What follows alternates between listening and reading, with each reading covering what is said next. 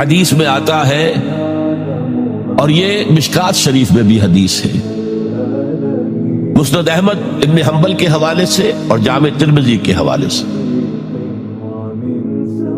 حضور فرماتے ہیں، حارث اشعری رضی اللہ تعالیٰ عنہ اس کے راوی ہے، انی آمرکم بخمس، مسلمانوں میں تمہیں 5 باتوں کا حکم دے رہا ہوں، اللہ امرنی بہن، ایک روایت میں یہ اضافی الفاظ ہے، اللہ نے مجھے حکم دیا ہے ان کا، اپنی طرف سے نہیں دے رہا، حالانکہ حضور کو اختیار تھا آپ اپنی طرف سے بھی حکم دے سکتے۔ وہ 5 باتیں کیا ہیں؟ بالجماعت والسمع والطاعت والہجرت والجہاد فی سبیل اللہ۔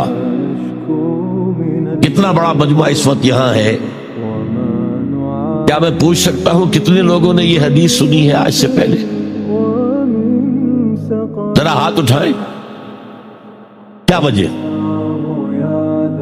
دیکھیے 5 چیزیں وہ ہیں جو ہم میں سے ہر ایک کو یاد ہے، حدیث یاد ہونا ہو اس کا ایسنس تو یاد ہے۔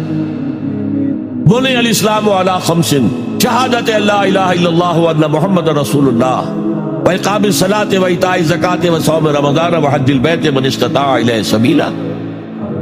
اس کو نہیں معلوم 5 ارکان اسلام؟ اور کس نے فرمایا؟ یہ حضور نے، اور یہ کلام خبریہ ہے، بنی الاسلام علی 5، اس میں امر کا انداز نہیں ہے، خبر ہے۔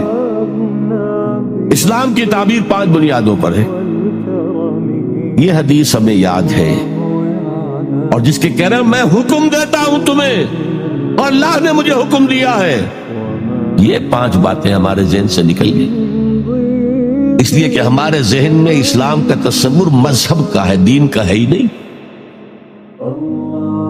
ہم وہی سمجھتے ہیں کہ نماز، ایک تو یہ کہ ہمارے عقائد ٹھیک ہو، نماز روزہ حج زکوٰۃ کا تقاضا ہو، اور کچھ جو ہمارے سوشل کسٹمز ہیں، عیدیں منائے، جمعہ پڑھے، قربانیاں دیا کریں عید الاضحیٰ میں، بچے کا عقیقہ کریں، مردے کو دفنائیں کفنائیں، شادی ہو تو ایجاب و قبول کرائیں، پھیرے نہیں ڈلوائیں گے، بھئی یہ ہمارا دین ہے، ہمارا مذہب ہے، مذہب دین نہیں ہے، یہ دین کا تصور ہی نہیں۔ ہم اتنے خوگر ہو گئے محکومیت کے کہ دین کی اقامت کا تصور، دین کو غالب کرنے کا تصور ہمارے ذہن سے نکل گیا، ذہن میں ہے ہی نہیں۔ علماء کو بھی اجنبی سی بات لگتی ہے، یہ کیا بات کہہ رہے ہیں، یہ تو اجنبی سی بات ہے، اس لیے کہ ہمارے ذہنوں سے تصور نکل۔ پہلے مسلمان بادشاہ تھے، ملوکیت تھی، وہ اسلام تو نہیں تھا، اسلامی نظام تو خلافت راشدہ کا تھا، ابو بکر اور عمر اور عثمان اور علی اور حضرت حسن کو میں مزید شامل کرتا، تب 30 برس بنتے جو حضور نے فرمایا تھا کہ یہ 30 برس خلافت ہے، بعد میں تو ملوکیت آ گئی، یہ بنو امیہ کے بادشاہ تھے، چاہے خلفاء اپنے آپ کو کہلوائے، بنو عباس تو بڑے بادشاہ تھے، شہنشاہ تھے، بڑے محل بنائے تھے، اور یہی حال پھر ان کو ہم کہہ دیتے ہیں عثمانی خلفاء، یعنی ترک بادشاہ اور شہنشاہ، ان کا بھی حال یہی تھا، اسلام کا۔ اس کے بعد آ گئے انگریز، انگریز نے کہا قانون ہمارا ہوگا، کرمنل لا ہمارا ہوگا، CRPC ہماری ہوگی، سول لا ہمارا ہوگا، نظام ہمارا ہوگا، ہاں نماز پڑھ سکتے ہو، روزہ رکھ سکتے ہو، ہمیں کوئی تمہارے مذہب سے کوئی دشمنی نہیں، بلکہ انگریز نے تو بڑی رعایت کی تھی، اس نے کہا تھا تم اپنے فیملی لاز بھی اپنی مرضی سے جیسے چاہو طے کرو۔ آج مسلمان ممالک میں سے بھی اکثر نے اپنے فیملی لاز چھوڑ کر یورپ کے فیملی لاز اختیار کر لیے، اور پہلی مرتبہ یہ کام کیا تھا ترک نے، اور یورپ کے اخبارات نے پھر تنزیہ لکھا تھا کہ یہ عجیب قوم ہے، کہتی ہے کہ بہترین قانون ہمارے پاس ہے، اور حال یہ ہے کہ فیملی لاز بھی ہم سے مانگ رہے ہیں، رومن لا سے اخذ کر رہے ہیں فیملی لا، تو یہ ان کا حال ہے، کہتے ہیں بہترین قانون ہمارے پاس ہے۔ تو انگریز کے آنے کے بعد اب ہمارا علماء کا قال اللہ و قال رسول یا مدرسہ چلا لیں. بہرحال انہوں نے بڑی خدمتیں کی ہیں. اگر یہ نہ ہوتا تو شاید ہمارے ہاں مساجدیں آباد ہی نہ ہوتی. کم سے کم علماء نے وہ پوزیشنیں جو ہیں وہ پر کی ہیں. ایک ڈھانچہ جو ہے وہ برقرار رکھا ہے, اس میں کوئی شک نہیں ان کی خدمات. لیکن انگریز نے تو جو بھی تھا صرف اتنی آزادی دی تھی, اسی کو ہم ذہناً ریکنسائل کر چکے ہیں. بس اسلام یہی ہے نہیں. اور آج میں آپ کو بتا دوں, امریکہ اور انگلینڈ خاص طور پر اور بقیہ عیسائی مملکتیں بھی بالعموم اسلام کے خلاف جو جنگ جاری کر رہے ہیں اور تیزی کے ساتھ یہ بڑھے گی, اس کا بھی معاملہ یہ ہے کہ مذہب کی حیثیت سے اسلام کے خلاف ان کی کوئی جنگ نہیں. جب بش کہتا ہے کہ ہم تو اسلام کے خلاف نہیں, صحیح کہتا ہے, سچ کہتا. وہ یہ کہہ سکتے ہیں you have come here, you have purchased churches and synagogues and converted them into mosques. Did we object? تم یہاں آئے, تم نے چرچ خرید کے مسجد بنا لی, سینیگوگ یہودیوں کا خریدا اور مسجد بنا لی. ہم نے کبھی روکا تمہیں؟ تم نمازیں پڑھتے ہو, ہم نے روکا. روزے رکھتے ہو, ہم نے روکا.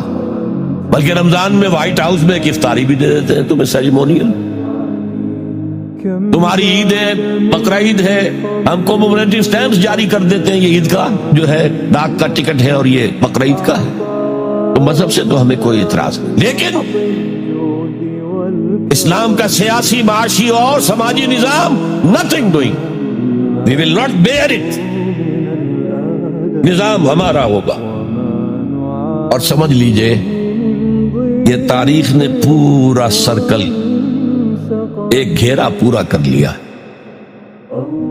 وہ جو مولانا حالی نے کہا تھا, اے خاصہ خاصان رسول وقت دعا ہے, امت میں تیری آ کے عجب وقت پڑا ہے.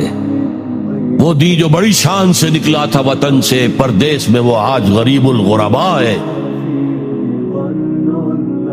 کس شان سے نکلا تھا اسلام, اور آج بالکل ریورس ہو گیا معاملہ. اسلام نے یہ کہا تھا اسلام لے آؤ, ہمارے برابر کے بھائی ہو جاؤ گے. ہم یہ بھی نہیں کہیں گے ہم پرانے مسلمان ہیں, سینئر مسلمان ہیں, ہمارے حقوق زیادہ ہیں, تم نیو کمرز ہو, نو مسلم ہو, تمہارے حقوق نہیں, بالکل برابر.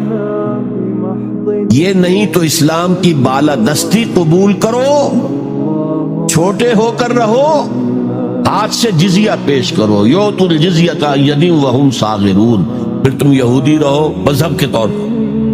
نظام ہمارا ہوگا دین حق کا, وہ غالب ہم نے کرنا ہے. محمد الرسول اللہ بھیجے گئے دین کو غالب کرنے کے لیے.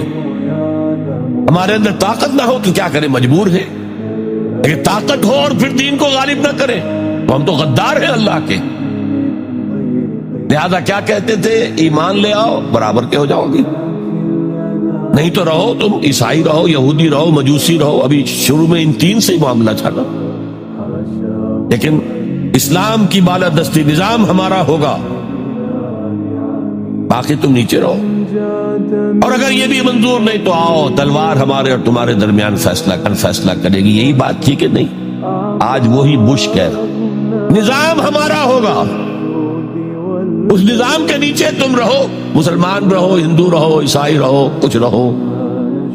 یہ بالکل برعکس کیفیت ہو. تو آج کا مسلمان جو ہے ان چیزوں سے اس لیے ذہناً غافل ہے کہ حضور کی اتنی تاکیدی حدیث, انی آمرکم بخمس اللہ امرنی بہن بالجماعت والسمع والطاعت والہجرت والجہاد فی سبیل اللہ, کبھی ممبر سے نہ سنائی گئی, نہ کبھی سنی گئی. اس لیے کہ یہ اس عمل کا نام ہے جو دین کو قائم کرنے کے لیے